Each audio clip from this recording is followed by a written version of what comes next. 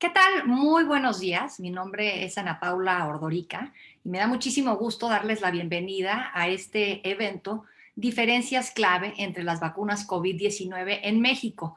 ¿Qué esperar al ser vacunado? Este evento está siendo organizado por los laboratorios Landsteiner Scientific y es una empresa, pues, una farmacéutica mexicana que fue fundada en el año de 1998, liderado por el ingeniero Miguel Granados.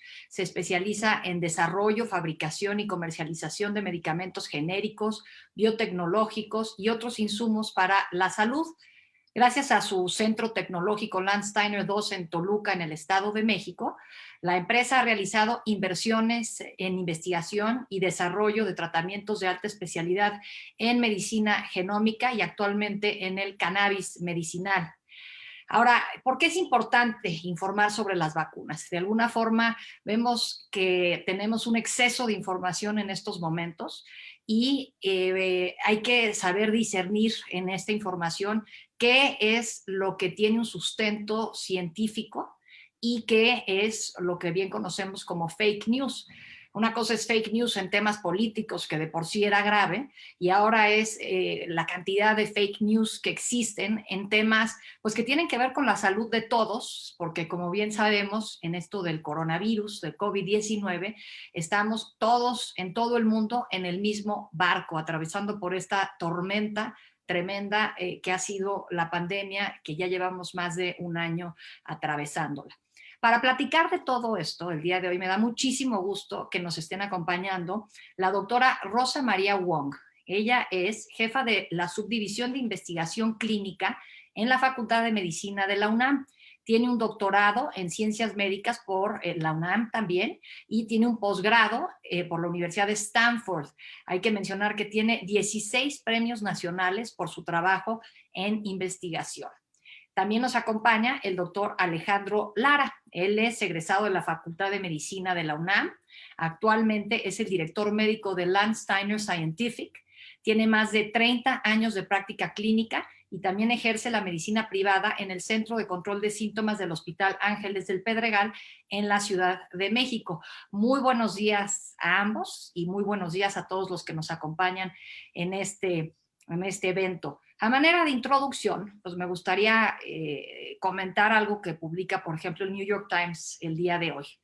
Los países tienen una tabla muy clara en donde se ve que los países en donde la vacunación ha avanzado, se ha visto una caída notable en los contagios y en las muertes. Y pone como ejemplo a Israel, de alguna medida, no tan importante, pero ahí van, y sobre todo tomando en cuenta cómo les ha costado la pandemia, Estados Unidos, los Emiratos Árabes Unidos y Gran Bretaña. Son los países que han enfrentado y van enfrentando mejor la pandemia en este momento, y la explicación que da el New York Times tiene que ver con cómo va avanzando su plan de vacunación. Y por el contrario, vemos ahí los países europeos y casi se habla pues del caos que se está viviendo, en donde un país como Italia, por ejemplo, ayer tuvo que regresar a el confinamiento, mientras que otros países como estos que ya mencionaba, Israel, pues ya hay conciertos. En Gran Bretaña ya se tiene la fecha del 21 de junio como la fecha de apertura prácticamente y regreso a la normalidad. Y en Estados Unidos el presidente Biden la semana pasada dio un discurso en donde habló que el 4 de julio se podrá celebrar la independencia, no solamente como lo hacen tradicionalmente, sino una independencia a partir de poder avanzar como un país mucho más cercano a la normalidad, gracias a lo que ha sido la vacunación. Así es que con esta introducción me gustaría empezar a platicar con los doctores para que nos den su experiencia y nos platiquen cómo funcionan las vacunas. ¿Qué pasa, por ejemplo, si uno está en contacto con el virus? ¿Cuál es la diferencia para una persona que ya fue vacunada y cuál es la diferencia para una persona que no ha sido vacunada? Doctor Alejandro Lara, si le parece, arrancamos con usted. Muy buenos días, Ana Paula. Es un placer estar contigo y con todo el auditorio. Y yo creo que es muy interesante lo que acabas de plantear. La primera pregunta sería, ¿tú te vacunarías, Ana Paula? No, yo definitivamente me vacunaría, nada más que tengo mis dudas de cómo funcionan las vacunas. Es correcto. Yo creo que el vacunarse implica que entrenemos a nuestro sistema inmunológico ante un posible ataque de un virus o agente específico y generar las defensas correspondientes. Yo creo que acertadamente comentas, vacunarse es un derecho, pero al mismo tiempo es parte de nuestro compromiso. Ahora, lo importante es saber, como tú decías, los diferentes tipos de vacunas. Hoy los diferentes tipos de vacunas han sido probados en estudios y yo podría decir que las vacunas originalmente se basan en lo tradicional a partir de virus vivos, virus atenuados, virus inactivos, o a partir de otros virus u otras plataformas, que es lo que hoy se ha desarrollado en el mundo, para podernos exponer a estos agentes y poder así, de una u otra manera, empezar a fortalecer nuestro sistema inmunológico cuando estemos en presencia de este agente causal.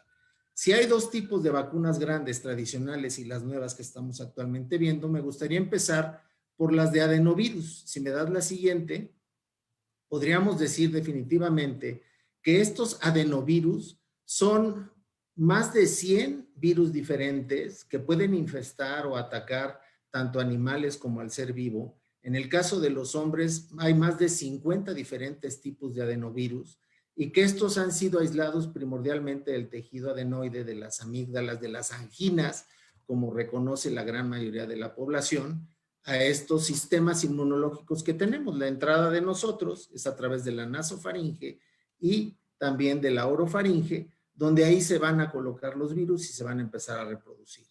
Es por eso que utilizando, si me das la siguiente, plataformas con adenovirus que ya conoce el organismo, como es el adenovirus 5, ampliamente conocido por todos nosotros, porque es el responsable del catarro común.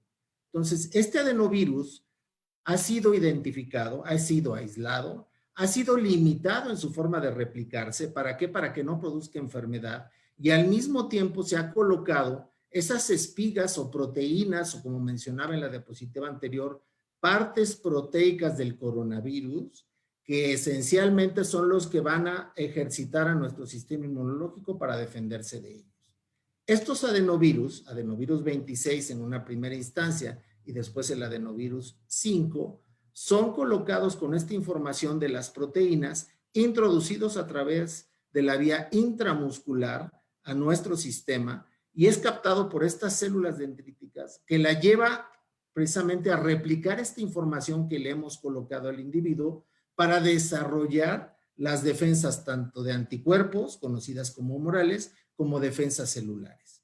Si después de esta primera aplicación en el día 21, en el día 28, se coloca una segunda aplicación, se ha visto que estas defensas aumentan considerablemente, logrando una efectividad arriba del 90% para la gran mayoría, si no es que para todas las vacunas con las que hoy disponemos. Estas vacunas hoy en día, la siguiente, podemos decir que tanto la vacuna, nosotros la conocemos Sputnik V, que fue desarrollada por el país Rusia, por el Instituto Gamaleya, es este tipo de vacuna basada en dos diferentes adenovirus. Con una periodicidad de 21 días entre uno y otra aplicación, es como nosotros logramos una efectividad, una eficacia por arriba del 91.4%. También comparten estos adenovirus, pero no humanizados, sino adenovirus no replicativos de chimpancé, la vacuna de AstraZeneca, conocida Oxford también, aquí está el nombre, en Reino Unido, y la cual definitivamente hoy en día también es una opción, está autorizada y está permitida. Los estudios grandes en fase 3 en población clínica han sido definitivamente aprobatorios y ha permitido que nuestra autoridad la estudie y la pueda tener disponible. La tercera es una vacuna china. Ahí, nada más, estamos viendo mucha información sobre la vacuna de AstraZeneca en este momento. Me parece que hoy es la gran noticia, lo que está pasando. Si nos va a poder platicar, no sé si quiere ahorita o en unos momentos, lo que está ocurriendo. ¿Por qué se está frenando la aplicación de la vacuna AstraZeneca ya en 14 países europeos? La respuesta que está dando la Agencia Médica Europea, la respuesta que esperamos el día de la OMS, si nos puede comentar de eso, sería creo que muy interesante. Claro que sí, definitivamente recordar que estas plataformas, la plataforma de los vectores no es nueva. Los vectores han sido utilizados hace más de 50 años, ejemplo para la vacuna contra el ébola. Hoy en día, derivado de, tú lo dijiste acertadamente, la pandemia, un problema de salud pública a nivel mundial, es que se invirtió y se desarrolló rápidamente este tipo de plataformas. Y obviamente, todas las vacunas, al ser agentes biológicos, tienen eventos adversos que son presentes y que están debidamente monitoreados. Hoy en día, esos países que han detenido la aplicación de la vacuna, por recomendación de la Organización Mundial de la Salud, ellos dicen que no se deben detener, puesto que hay un comité especializado a nivel mundial y en cada país que determina si estos eventos adversos, llámese neurológicos, como se reportaron al principio en Reino Unido, y ahora hematológicos, trombóticos, como se ha reportado en otros países, tienen una relación directa con la aplicación de la vacuna o son coincidentales o son eventos que se presentan en la población y en qué magnitud se presentan. Entonces, tú bien lo dijiste, todos los países tienen el libre derecho de detener o no mientras se hace el análisis, aunque el beneficio, dice la Organización Mundial de la Salud y la Agencia Europea de Medicamentos, hoy en día es más el beneficio que lo que está en riesgo. Hay todo un comité andando para poderlo evaluar y poderlo vigilar estrechamente, y creo que va a ser un tema en la sesión de preguntas y respuestas donde la doctora Wong también va a poder ampliar mucho más, porque hoy en día volvemos a lo mismo. El beneficio de la aplicación de una vacuna en grandes poblaciones se ha visto en una disminución en la tasa de contagios. Es la única manera que vamos a poder de detener la propagación de la enfermedad. No abolirla, pero sí detenerla o minimizarla. Y creo que es importante. Entonces, es un tema de hoy, de actualidad, que vale la pena dimensionar científicamente y que está totalmente estudiado, Ana Paula. Bien, doctor, porque ahorita que habla de dimensionar, leía varios textos en los que hoy se hace referencia a lo que está pasando con AstraZeneca y se habla que estos casos de trombos sanguíneos se han presentado en 30 personas y la vacuna en Europa se ha aplicado a 5 millones de personas. Entonces, pues de 30, 5, la gran pregunta que se están haciendo en este momento, lo que entiendo las autoridades sanitarias, es si se debe a la vacuna o pues simplemente la gente mayor, que es a la que se le está aplicando la vacuna, también desarrolla trombos, aunque no estuviéramos en tiempos de pandemia, ¿no? Es correcto, nuestra misma autoridad sanitaria ha salido a exponer esta situación. La proporción que tú bien mencionas, el número de casos contra la población expuesta, habla mucho, pero también de la relación. O sea, si en realidad existe una relación o no, y la severidad del caso. No es lo mismo una trombosis leve, moderada o severa, que definitivamente impacta, ¿no? Entonces, creo que hoy en día el beneficio es mayor, vuelvo a recalcar. Se están estudiando los casos, pero vale la pena dimensionarla en su justa dimensión. Yo creo que es muy importante tener en consideración que cada uno de los países tiene un compromiso con su propia población y estamos recibiendo las vacunas y están pasando por un escrutinio escrupuloso de nuestras mismas autoridades y de la misma población. Es el caso igual de la vacuna CanSino, que todos conocemos, que es China, que utiliza igual la misma plataforma de vectores, nada más que la diferencia es que es una sola dosis. Y entonces vale la pena considerar esta situación. Hablando de vectores, vuelvo a repetir, hay más de 50 años de experiencia. Se evalúa en una vacuna sí la eficacia, pero también la calidad de la vacuna y los eventos adversos o la seguridad de la vacuna. Estos son los tres grandes pilares sobre los que debemos seguir trabajando y seguir teniendo datos e información a nivel científico. Todo esto está publicado en Lancet, en New England, en revistas de reconocido prestigio y que no hemos quitado el foco. Existe la farmacovigilancia, la tecnovigilancia, que es intensiva en estos casos y que se encarga precisamente de evaluar la relación de la causa-efecto y la severidad de los casos. Estas vacunas hoy son parte de la plataforma que se encuentra disponible y existen otras que más adelante vamos a empezar a platicar junto con la doctora Wong. Muchísimas gracias, doctor. Y ahora le doy la palabra a doctor Lara, muchas gracias, le doy la palabra a doctora Wong para que nos diga sobre el otro tipo de vacunas que hay. Ya vimos las que funcionan así con vectores virales. ¿Qué otras vacunas hay, doctora? ¿Nos las puede explicar? Claro que sí, muchas gracias. Buenos días a todos. Es un gusto también compartir este seminario. Muchas gracias.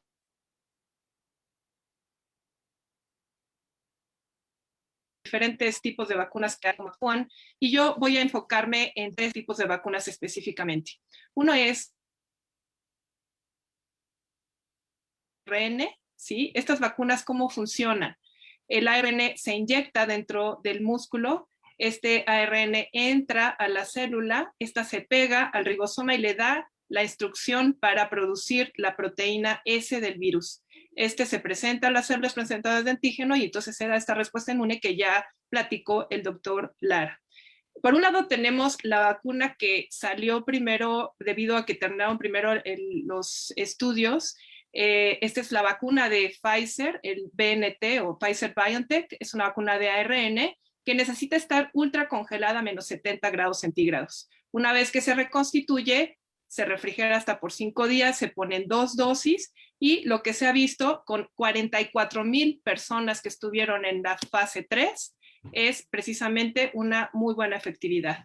En lo que consiste entonces, quedamos que es una partícula de RNA mensajero que se produce en forma, en el laboratorio se le agrega lípidos porque el RNA es sumamente lábil, se degrada enseguida, entonces le tiene que poner etilenglicol, que son unas partículas de lípido. Una vez que se inyecta, este RNA entra a la célula, este RNA se pega al ribosoma y le da la instrucción para que se produzca la proteína S. Esta proteína se va hacia la superficie de la célula y esta es la que da la respuesta inmunológica. Lo que se ha visto con esta vacuna es que la eficacia vacunal es del 95%. Si nosotros vemos esta gráfica, vemos cómo hay un número acumulado de casos en el placebo, mientras que en el grupo que se puso la vacuna, pues hay nada más 8 casos. Esto da una eficacia vacunal del 95% y los efectos locales son 83% con la primera dosis, 78% con la segunda dosis.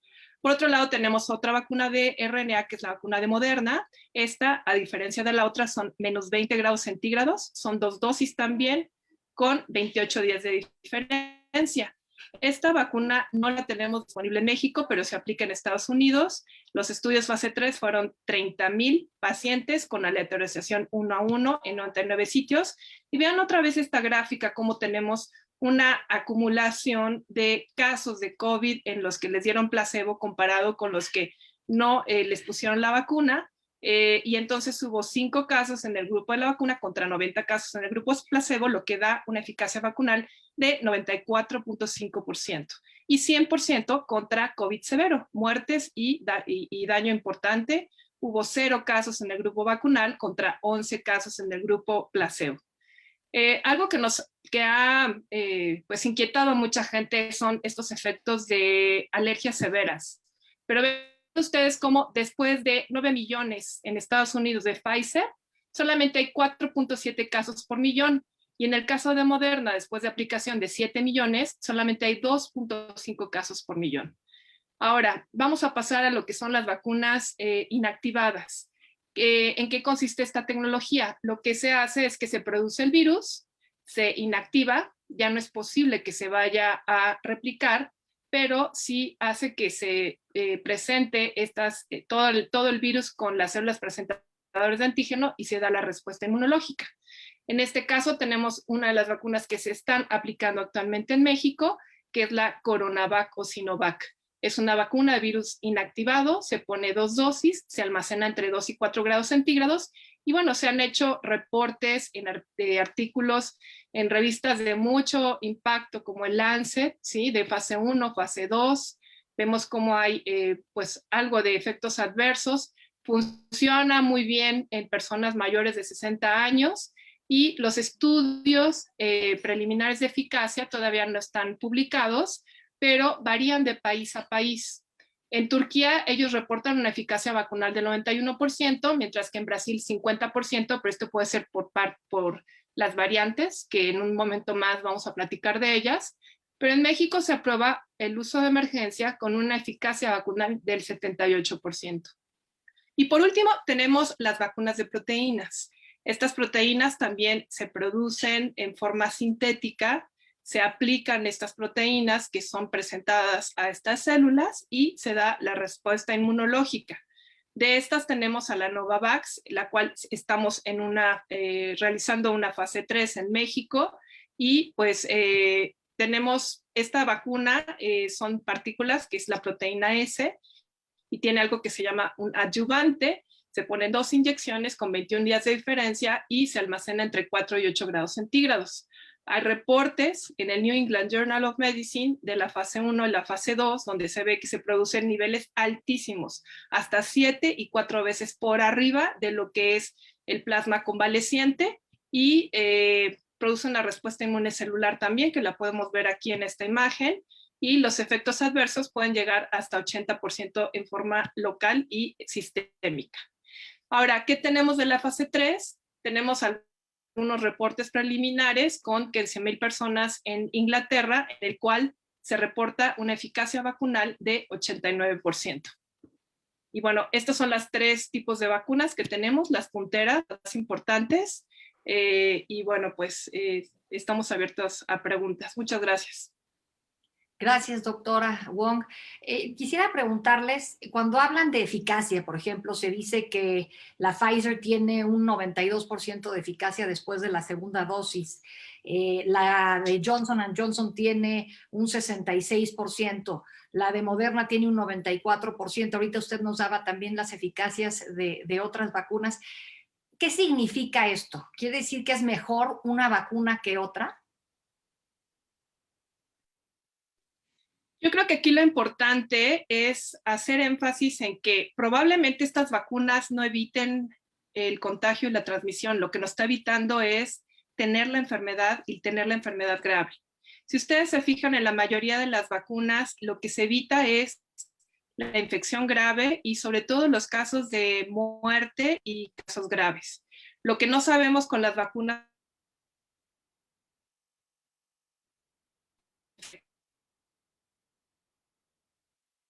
estamos replicando el virus, lo estamos excretando y otras personas se pueden infectar, todavía no lo sabemos si somos transmisores de o no, y por eso la importancia de bocas y seguir manteniendo todas estas medidas. Yo quisiera La reforzar eficacia vacunal, otra cosa, la eficacia se calcula, como bien, de acuerdo al riesgo recibido. Esto tiene que ver con el número de casos que hay en el grupo de vacuna entre el número de casos en el grupo control.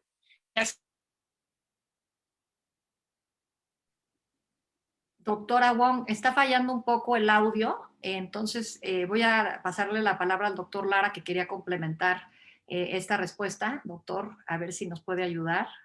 Sí, yo quiero reforzar el concepto de la doctora Wong. Vacunar disminuye la tasa de contagio en la población abierta, mas no nos exenta de enfermarnos. Pero si nos llegamos a enfermar, también es muy importante que al estar vacunados ya hay un entrenamiento previo y nos podemos defender mejor y tener menos casos moderados y severos de la enfermedad. Entonces, aquí surge la pregunta y decía la doctora Wong, esa tasa de efectividad, recordar que en el estudio clínico siempre se evalúa una población que no recibe la vacuna y una población que sí recibe la vacuna. El porcentaje de enfermos en cada uno de los grupos, la relación de los dos, es lo que demuestra la eficacia de una vacuna. Hay muchos más casos, obviamente, moderados y graves en los pacientes no vacunados que en los que se vacunan, y esa diferencia habla de un 95% de eficacia. Otra cosa muy importante que yo creo que está en la mente de todos es, si yo ya me enfermé, porque hoy hay muchos millones en la población, tanto en el país como en el mundo, ya enfermos, eso te puede generar defensas, sí, defensas pobres, pero tú te puedes vacunar, debes vacunarte después de 3 meses de 90 días. ¿Por qué? Porque la inmunidad que desarrollas por la enfermedad no es lo suficientemente robusta o suficientemente fuerte para exentarnos o defendernos mejor. De ahí que muchas vacunas como las de vectores a menos 20 grados que se transportan se aplican 2 dosis para subir lo que tú decías, de un 60% o 70% de eficacia en la primera dosis, con un refuerzo, con una segunda aplicación hasta más de un 90%. Entonces, aquí el mensaje es muy claro. Sí vacunarnos, todas las vacunas son efectivas. Si tenemos un refuerzo, va a aumentar más la capacidad de defensa y aún habiendo estado enfermo, después de 90 días, tienes que vacunarte o la recomendación es vacunar. Aquí tenemos algunas preguntas de la audiencia que creo que van relacionadas con esto. Bueno, uno tiene que ver con las variantes. Si las vacunas van a poder funcionar o se está viendo que están funcionando para la variante sudafricana, la variante brasileña, la variante de Gran Bretaña. Y por otro lado, nos dice otra persona del público que se mantiene anónima, dice, se habla de que se tiene que considerar el coronavirus como algo que ya va a ser endémico. ¿Cada cuándo será conveniente vacunarse en ese caso? No sé si queramos empezar con usted, doctora Wong.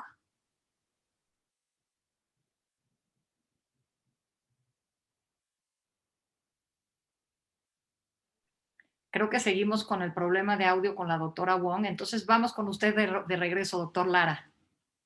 Definitivamente, hoy en día Si sabemos... me lo permiten, perdón. Sí tengo un poco de problemas de internet, pero si me permiten, quisiera pasarles estas diapositivas precisamente sobre esto de las variantes.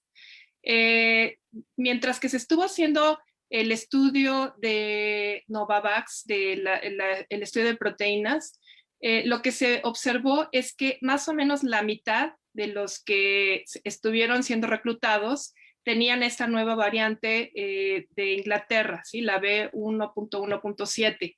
Aquí lo que encontraron es que sí bajaba la eficacia vacunal, pero iba de 94% a 87%. Entonces, sí baja, pero no es demasiado, ¿no? Y en el caso de Sudáfrica, el estudio lo hicieron con 4,400 adultos a los que les pusieron a una parte la mitad les pusieron la vacuna, a la otra mitad les pusieron placebo, y lo que encontraron es que,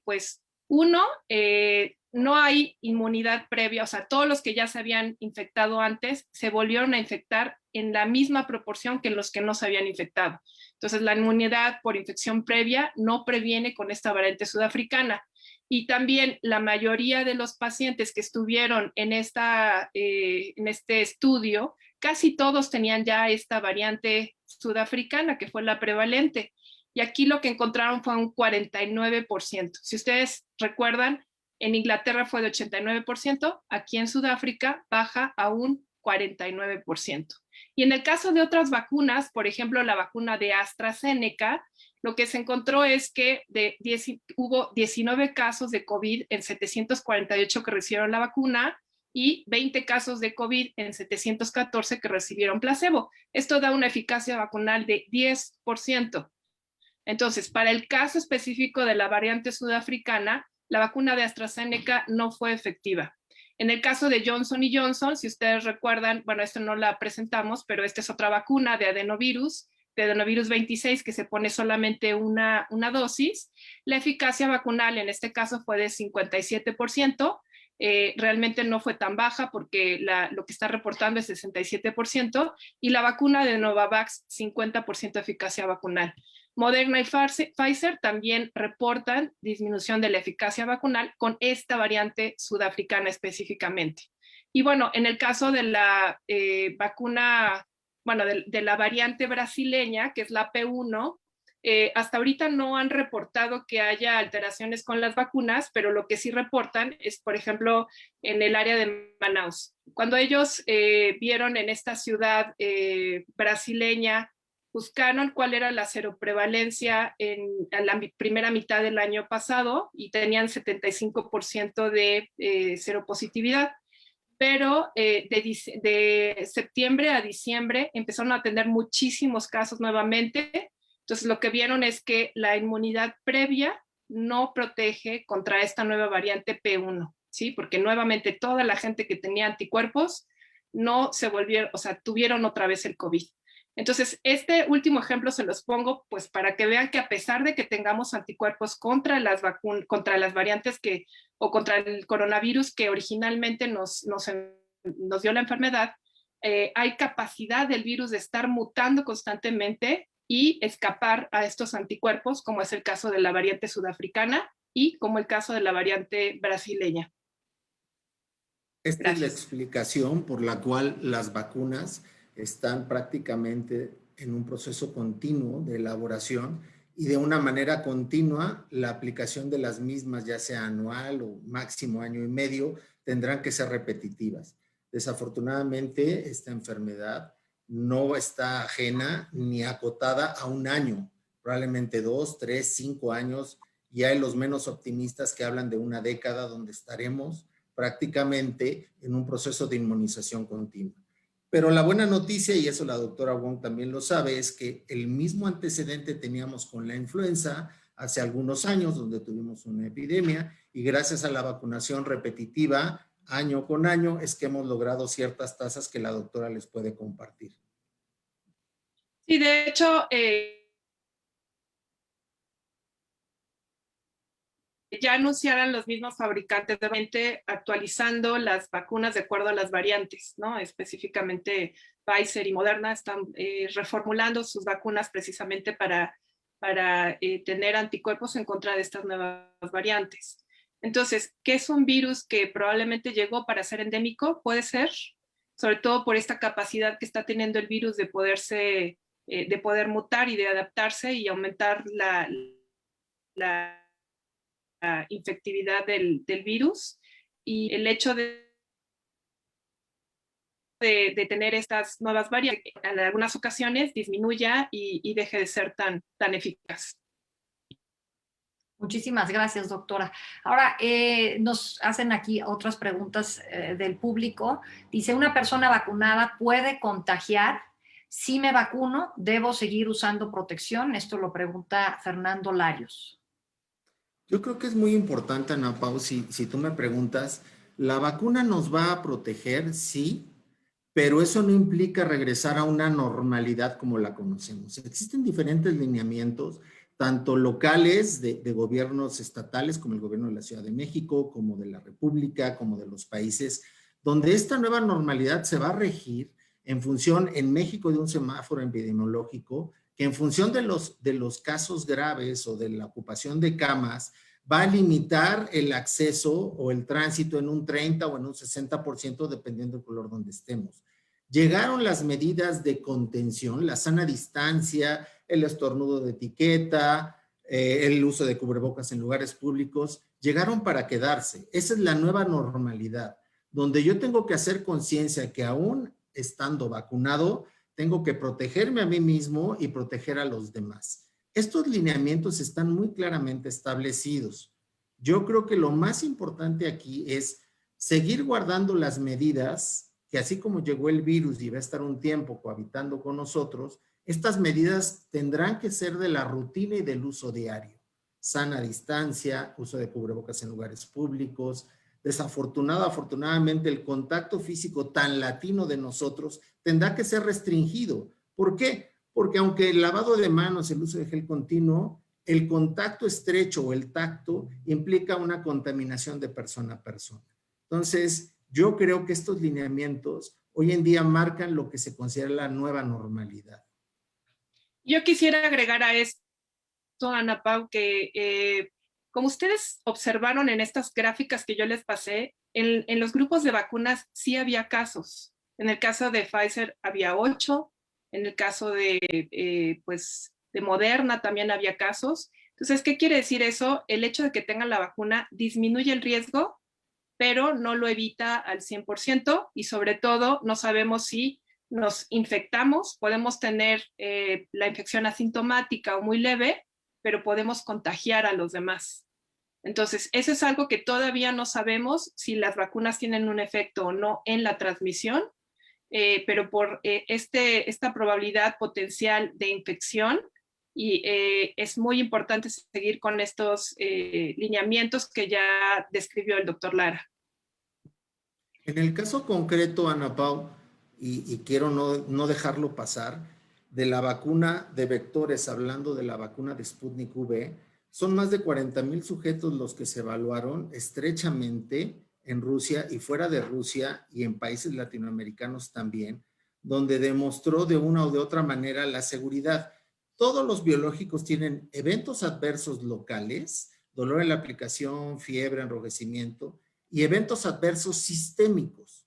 Dentro de los sistémicos, los que más nos preocupan son los neurológicos, y en el caso concreto de cada una de las vacunas, y hablando de Sputnik V, los efectos neurológicos sistémicos, la cefalea, fue leve, no fue ni alcanzó el grado de moderada. Creo que eso es lo importante como médicos y como promotores de las vacunas que debemos de decir, porque todo está perfectamente estudiado, todo está debidamente reportado y es lo que nosotros vamos a esperar y debemos estar atentos, más lo que pudiera surgir, como decía la doctora Wong, en el caso de la hipersensibilidad, de la alergia o de la atopia a un grupo específico. Y a este punto quisiera llegar yo porque hay quien dice, es que las personas de la tercera edad, yo llamaría esos adultos en plenitud, económicamente activos, mayores de 60, así como los pacientes oncológicos con cáncer y los pacientes con enfermedades cardiovasculares, son y deben ser vacunados. Bajo la supervisión de su médico tratante, sí, definitivamente, pero el beneficio en un paciente con una enfermedad oncológica, llámese cáncer, que está recibiendo radioterapia, no hay ningún problema. Si está recibiendo quimioterapia, habrá que evaluar el riesgo-beneficio y saber cuándo se coloca la vacuna y cuándo sigue con su tratamiento. En el caso específico de tratamientos con esteroides, que sabemos que disminuyen la respuesta inmunológica, disminuyen la respuesta, habrá que valorar la eficacia de la vacuna que se le va a aplicar. Ya no van a ser los porcentajes que estábamos hablando de 95, 94, 91. Podrán ser del 70, de 60% y habrá que reforzar la vacuna en esos casos. Diferente en los pacientes que ya tienen per se las defensas bajas. Habrá que valorar cada uno de estos casos, pero aún así en estas poblaciones de riesgo, el beneficio de vacunarse siempre es mucho mayor que dejarlo sin vacuna. Ahora, les quisiera preguntar, me parece muy preocupante regresar al tema, y por eso lo hago, por eso quiero regresar, porque me parece preocupante al tema de la vacuna de AstraZeneca. Entiendo que es una vacuna que es muy fácil de distribuir, la más fácil de distribuir por cómo se tiene que mantener en una refrigeración pues, más tradicional, aunque la de Pfizer de pronto ya están diciendo que no tiene que estar a menos de 70 grados centígrados. Entonces, esa es una primera parte de la pregunta. Y la segunda es la más barata, la AstraZeneca, de las que están disponibles en este momento. Y en ese sentido, el hecho de que esté teniendo este problema ahorita, donde varios países están deteniendo su aplicación, pues puede ser muy preocupante para el mundo entero. No sé qué opinan ustedes. Si quieren, arrancamos con usted, doctora Wong. Sí, Ana Pau, yo creo que este es un punto muy, muy importante para tocar en este webinar y pues es algo muy actual, ¿no? Como bien decíamos al principio del webinar, hubo primero 22 casos en 3 millones y ahorita ya son 30 casos en 5 millones de vacunas aplicadas de problemas de trombosis o coágulos o sangrados. Pronunciamientos por agencias internacionales, por ejemplo, la Sociedad Internacional de Trombosis y Hemostasia. Ellos se pronunciaron respecto a estos eventos precisamente y lo que dijeron fue que en el caso de la vacuna de AstraZeneca no hay una relación causal. ¿Por qué? Porque estos eventos de trombosis son muy, muy frecuentes en la población, sobre todo en la población mayor. Si ustedes buscan incidencia de trombosis en la población en general, es 1 por cada 1000. Entonces, el hecho de tener 3 casos en 5 millones, pues está incluso por debajo de lo que normalmente se da en cuanto a trombosis. Ahora, ¿por qué lo habrán suspendido? Pues tal vez un país, porque además no fue en todos, fue nada más en Dinamarca. Dinamarca reportó los 22 y de ahí se siguieron otros 8 más, diciendo que lo iban a suspender mientras que revisaban qué pasaba. Otros efectos adversos. Acuérdense que las vacunas sí van a tener algún tipo de efecto adverso. Esto lo hicieron de forma preventiva, no porque realmente hayan visto que haya un efecto directo de la vacuna Zoticos. Y el día de hoy, la Agencia Europea de Medicamentos, pues también ya se pronunció y dijo que no hay un efecto directo de la aplicación de AstraZeneca sobre los efectos trombóticos, y en Tailandia incluso ya volvieron a reanudar la vacunación de AstraZeneca. Entonces, bueno, es algo que se observó, algo que se está estudiando, pero que no está por arriba de lo normal. Lo normal, la incidencia normal de trombosis en población general es 1 de cada 1000. Entonces, si nosotros estamos viendo 30 casos en 5 millones, está muchísimo más de lo que normalmente se presenta en la población general. Muchas gracias, doctora Wong. No sé si quiera agregar algo, doctor Lara. Yo creo que, como bien dice, hay que tener en consideración que esto es continuo y se está estudiando constantemente. Compartiendo los mismos adenovirus, Sputnik V, que son adenovirus humanizados, y AstraZeneca, que son no replicativos de chimpancé, las diferencias se van a encontrar conforme se vaya aplicando en las diferentes poblaciones en las cuales vamos a ir estudiando. Ambas están dentro de la normalidad. Cualquier país tiene el derecho de poner en stand-by la aplicación, pero también es importante recalcar, así como decía la doctora Wong, estudios previos en el caso, decía yo, de la vacuna rusa Sputnik V, 40,000 sujetos, no se reportó ningún evento severo o grave neurológico, que es importante, tan así que ese estudio fue un 3-1. ¿Cuándo llamamos 3-1? Cuando el beneficio es mayor para la población, yo pongo 3 sujetos vacunados contra 1 control. Cuando la gran mayoría de los estudios se hace en 1-1, un control con un vacunado, un control con un vacunado. Y hoy en día sabemos que esos estudios, tarde o temprano, la población, y en los fase 4, que son con la comercialización abierto, va a ser población totalmente vacunada. Ya vamos a perder esos controles. Quisiéramos que cada vez sean menos los sujetos no vacunados en el mundo. Ahora veo entre varios de los que están con nosotros acompañándonos preguntas que van en torno a, bueno, por ejemplo, dice César Berumen, si me pongo 2 vacunas de diferente marca, ¿es mejor para mi sistema inmunológico? Por una parte, esta va ahí, y otras de las que leí se hacen la pregunta de si ya no te, o sea, si te pusieron ya una vacuna de un tipo aquí en México y resulta que no ha llegado la segunda dosis, ¿qué pasa? Si pierdes tu inmunidad o si te podrías poner otra vacuna. Entonces siento que va un poco de la mano. Doctora Wong, para no... En este sentido, la Universidad de Oxford ya empezó un estudio precisamente haciendo intercambio de plataformas vacunales. Están haciendo un estudio de su vacuna de adenovirus de chimpancé con vacunas de RNA mensajero, específicamente la vacuna de Pfizer. Y también están viendo la combinación de la vacuna Sputnik con la vacuna de AstraZeneca.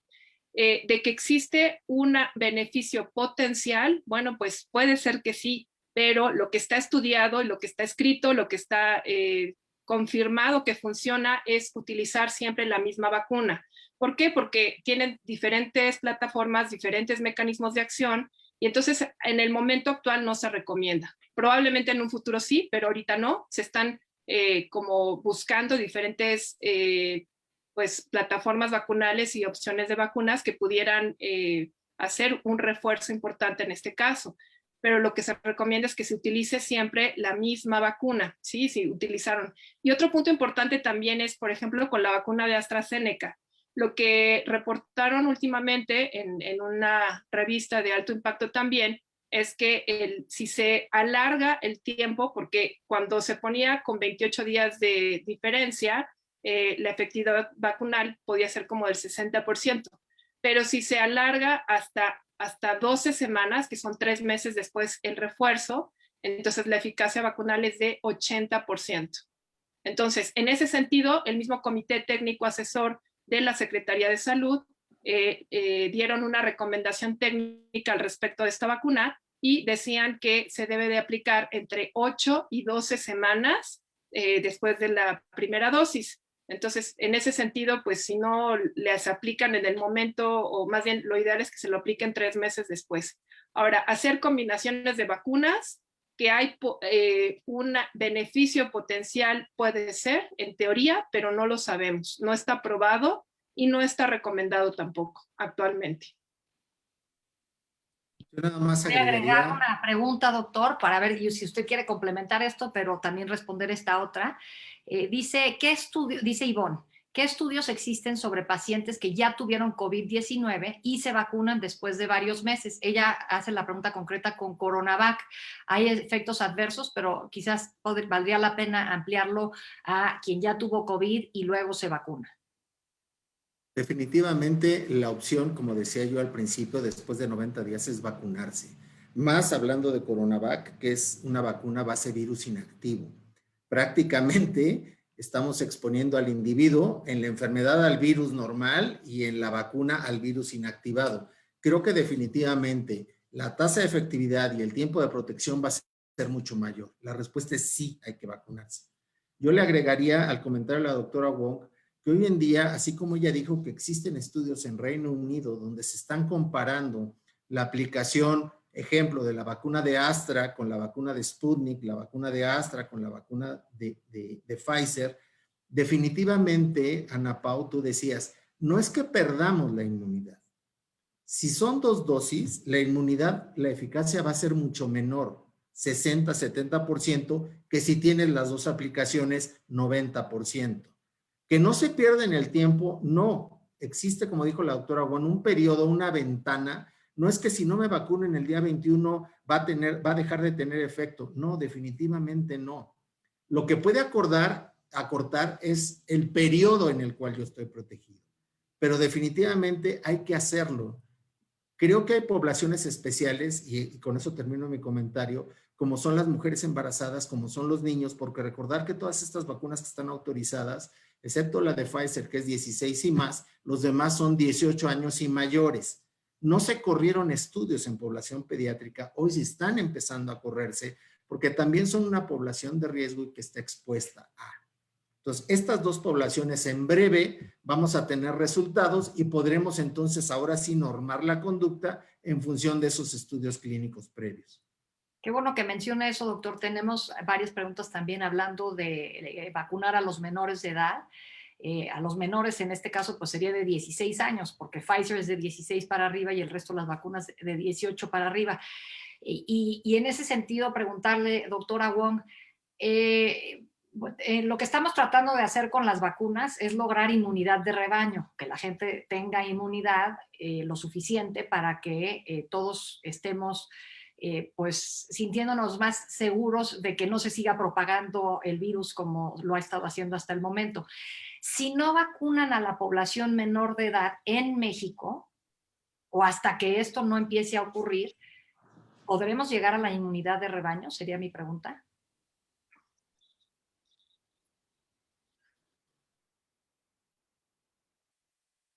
Sí, por supuesto. Si hay un porcentaje de la población que se vacuna y tienen anticuerpos y no se infectan. En el caso del virus SARS-CoV-2, esto va en función de la tasa de reproducción o qué tan infeccioso sea el virus. Específicamente para el virus SARS-CoV-2, tendríamos que tener un 70% de la población inmunizada, ya sea por la inmunidad natural de la enfermedad o a través de la vacuna, para poder lograr esta inmunidad de rebaño. Y en el caso específico de los niños, bueno, pues si el resto de la población, háblese de todos los adultos, adultos mayores, adultos jóvenes, se da la vacuna, entonces da un efecto indirecto de protección hacia los niños. Sin embargo, sí es importante hacer estos estudios que se están realizando ahorita, incluso desde niños pequeños, ¿no? Con las vacunas para ver si son seguras primero y si producen una respuesta inmunológica adecuada que pueda ser protectora.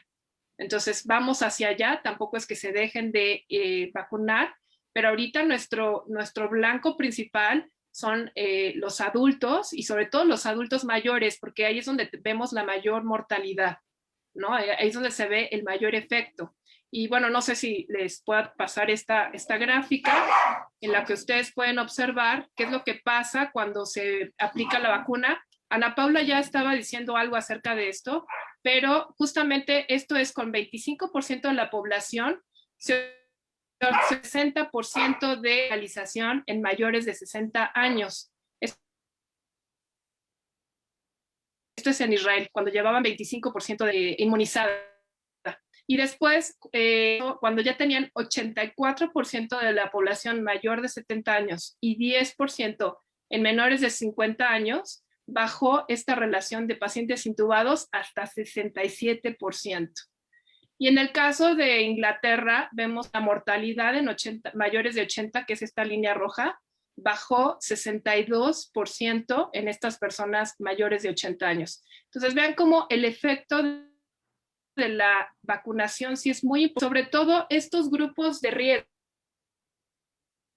¿no? Que son las personas mayores que se intuban, tienen mayor mortalidad, y ahí es donde estamos viendo este mayor efecto, y por eso los esquemas de vacunación en todos los países está enfocado. Gracias, doctora. Nos dice Lourdes Fragoso, según los estudios, ¿cuáles son los efectos secundarios que presentan los adultos mayores al momento de vacunarse si son alérgicos a algún medicamento, por ejemplo, la penicilina? Doctor Lara. Definitivamente, los eventos adversos nada tienen que ver con los betalactámicos ni con las sulfas. Tiene que ver con la atopia, con el mismo organismo. Entonces, se hace una revisión, se aplica un cuestionario, se ve, no es lo mismo un paciente que tenga un antecedente asmático o de una enfermedad pulmonar preexistente o el tabaquismo, como lo sabemos, que se expone a la vacuna y que puede tener eventos adversos de este tipo, los cuales son totalmente predecibles, controlables, y si tienes el factor de riesgo, adelantarte a que los presente. Yo creo que siempre tiene uno que estar atento, y la alergia no debería ser la doctora Wong es especialista en esto, una limitante o contraindicación. Es una precaución que el médico que está administrando y el equipo que está alrededor debe conocer y debe manejar. Doctora, ¿quiere complementar esta respuesta? Quisiera agregar algo respecto a eso. Tal vez lo pasé muy rápido, pero yo creo que hizo mucho ruido al principio de la vacunación del inicio, que fue con Pfizer en Inglaterra y en Estados Unidos, con Moderna, que son vacunas de RNA mensajero. Lo que se cree que está pasando es que estas partículas de lípidos, que es el polietilenglicol, es el que está dando este efecto de alergias severas a la vacuna. Entonces, pues al principio sí hubo como mucho revuelo y mucha información, eran muy, muy alérgicas, que incluso traen siempre su pluma de adrenalina por cualquier efecto adverso que pueda tener alérgico. Precisamente 2 personas tuvieron este efecto. Pero si nosotros observamos la cantidad, nuevamente, la cantidad de vacunas que se ha puesto, les pasé una gráfica en donde venía, después de 9 millones de vacunas aplicadas de Pfizer, 4.5 casos de alergias severas por millón. Y en el caso de Moderna, que también es RNA mensajero, 2.5 casos de alergias severas por millón. Entonces, realmente fue como pues fue una noticia muy sonada en todo el mundo por las posibilidades de las alergias, pero lo que se recomienda actualmente es alergias leves alimentarias, y ese tipo de alergias no son una contraindicación para la aplicación de vacunas. Probablemente para Jero si hay una historia de alergia severa, y de todas formas en personas alérgicas se pueden dar premedicaciones. Esto lo tendrían que ver con sus médicos específicamente, qué es lo que les recomiendan, pero algunos médicos están recomendando premedicación con antihistamínicos. Muy bien, muchísimas gracias, doctora. Nos dice Ana Yarena dice, ¿qué porcentaje de avance de vacunación se estima tener este año en México? Y hay indicios que se vaya a agilizar. Y ahí yo le quisiera agregar lo que ha dicho, lo que pregunta otra persona al público, Erika María Herrada Rojas, dice, ¿se va a poder comprar de forma directa a empresas la vacuna? ¿Qué saben de esto? ¿Quién prefiere de los dos responder? A mí me gustaría decir que las noticias nos hablaban de el porcentaje de profesionales de la salud que está en primera línea, que fue a quien se le dio la prioridad con la vacunación. Esos que están en hospitales COVID, esos que están atendiendo pacientes, deberían estar cubiertos al 100% y deberían tener ya su segunda dosis aplicada. En el caso de los adultos mayores, se estimaba que para marzo, hoy cambiaron las expectativas y hablan que para abril, para el mes que entra, estaríamos cubiertos en el 100% de esta población. Y después, en lo que resta del año, se extendería a todo el resto de la población, como tú bien decías, Ana Pau, de 16, 18 años y más. Ese es el objetivo, tener cubierto en un porcentaje casi del 80-90%, que es dificilísimo para lo que resta del año, pero no imposible. Y tan no es imposible que nuestros vecinos del norte lo están logrando y que creo que vale la pena seguir. Segunda, después de la aplicación que hoy está prácticamente concentrada a través del gobierno federal de la vacunación, sí se estima que nosotros sigamos a finales del año con ese modelo que podamos aplicar desde el punto de vista, se llama privado, o que tengamos otros puntos donde sí se pueda ir y adquirir la vacuna de mutuo propio y tener esos lugares específicos para su aplicación. Decía la doctora Wong, habrá que tener un lugar específico donde se haga un interrogatorio, donde se aplique la vacuna y se esté, como lo han hecho en otros lugares y se está haciendo aquí, con un periodo de observación no menor a 30 minutos, con una población específicamente entrenada y con los recursos, con los seguros para no usarse de lo que se requiera si se presenta algún evento adverso no esperado, que también puede suceder, que son los menos. Hablaba la doctora Wong de alergias alrededor de un porcentaje menor. Yo les diría que de los vectores, las tablas que hoy tenemos están por debajo del 1%, prácticamente 0.05, 0.003 de estas reacciones de hipersensibilidad o de alergia utilizando vectores o plataformas como Sputnik V o como es el caso de AstraZeneca. Gracias, doctor. Voy a hacer una última pregunta para a ver si nos ayudan ambos a responderla, porque ya se nos está acabando el tiempo. Nos dice Gabriela Jiménez, cada vacuna ha gozado de su racha de buena y mala fama en las noticias. En el caso de la Sputnik V, al principio había muchas dudas y hoy muchos países, incluyendo México, la han adoptado. ¿A qué se debe esto? Si quiere, arrancamos con usted, doctora Wong, para cerrar después con el doctor Lara. Bueno, pues sí, es cierto que hay buena y mala reputación de las vacunas. El problema con la Sputnik V es que solamente eran comunicados de prensa. Lo que le da certidumbre a la población y a la comunidad científica es precisamente que se publiquen sus resultados en revistas de alto impacto en la cual haya una revisión por pares. Y cuando estaba el caso de la Sputnik V, pues ellos decían que tenían primero 95% de efectividad, luego 92%, luego 91%, pero todos eran comunicados de prensa. Entonces eran muy herméticos en cuanto a dar información acerca de pues, la forma o sea, detalles sobre el desarrollo de la vacuna y los estudios clínicos. Cuando hicieron su publicación en el Lancet sobre la fase 3, el análisis interino, incluso un día después fue cuando dieron la autorización por parte de COFEPRIS, porque justo faltaban todos estos datos científicos que apoyaran la evidencia y que además fuera revisado por pares. Después de esto, pues ya hubo más confianza en los resultados que ellos presentaron y así es como fue que se empezó a aceptar en varios de los países para su aplicación para uso de emergencia. Recordar que en el caso específico de Sputnik V, tanto los estudios fase 1 como fase 2 originalmente fueron publicados en Lancet.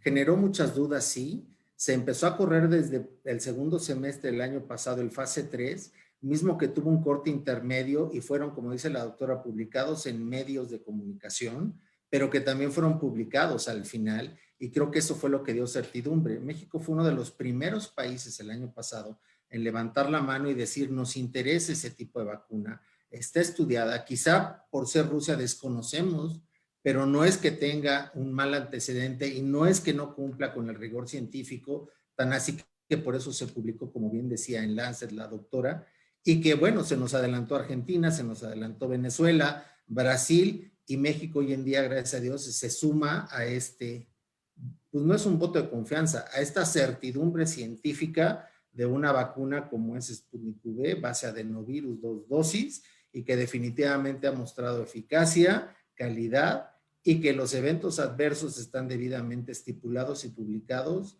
y a la vista de todo el mundo. Muy bien, muchísimas gracias, doctora Alejandro Lara y doctora Rosa María Wong, por haber respondido todas estas preguntas. La verdad es que se quedan varias preguntas en el tintero, pero la idea es poder hacer como este webinar del día de hoy, otros más a lo largo de los próximos meses para poder seguir estando en contacto con la gente y seguirles respondiendo a sus dudas. Había algunas en donde hablaban de si en algún momento puede ser obligatorio las vacunas, si va a ser un requisito para poder regresar a clases, para que te admitan en tu trabajo, por ejemplo. Creo que son dudas que en los próximos meses estarán tomando o cobrando cierta importancia. Así es que, pues de nueva cuenta, gracias a ambos doctores por habernos acompañado el día de hoy a responder todas estas dudas, y gracias a todos los participantes en este evento organizado por los laboratorios Landsteiner Scientific. Este webinar se va a quedar en las redes sociales de Landsteiner, en Facebook, en Instagram, en Twitter, en todas las redes sociales, YouTube, se quedará para que lo puedan ver más adelante. Espero que tengan una pues ya muy buena tarde. Muchas gracias. Muchas gracias por la invitación para participar, y pues nada más decir que la mejor vacuna es la que se aplica. Gracias. Gracias. Que lo más importante es no enfermarse y seguir manteniendo la sana distancia y evitar la enfermedad. Y que la única manera de seguir aumentando esa contención es a través de la vacunación, a vacunarnos todos. Totalmente. La verdad es que otro de los temas importantes es los efectos para quienes ya tuvieron COVID y todo lo que sigue. Así es que lo mejor es mejor no contagiarse. Gracias.